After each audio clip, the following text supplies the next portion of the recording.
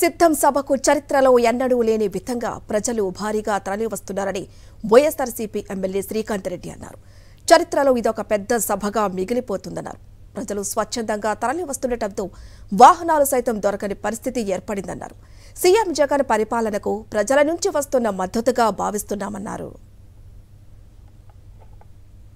చరిత్రలో ఎన్నడూ లేని విధంగా ఊరూరున బయలుదేరి వెళ్తున్నారు. చరిత్రలో ఇది ఒక పెద్ద సభగా మిగిలిపోతుంది అన్నటువంటిది అంచనా.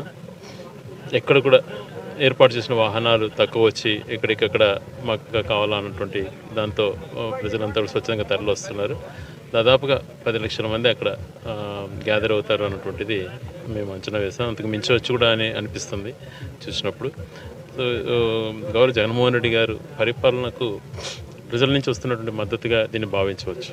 ఒక సంక్షేమం కానీ, ఒక అభివృద్ధి కానీ ఒక పద్ధతిగా తను చేసి ప్రతి ఒక్కరికి చేరవేర్చాడు. ప్రతి ఒక్కరికి అంటే ప్రభుత్వం అంటే ఎలాగుంటుంది, పేద ప్రజలకు కానీ సామాన్య మానవుడికి కానీ ఏదైనా ఆఫీసులకు వెళ్ళాలంటే ఎలా, ఇలాంటివన్నీ కూడా దగ్గరగా చేర్చినటువంటిది ఎంత స్పష్టంగా కళ్ళ కట్టినట్టు కనపడుతుంది. కాబట్టి అభిమానం అన్నటువంటిది ఎక్కువగా ఉంది.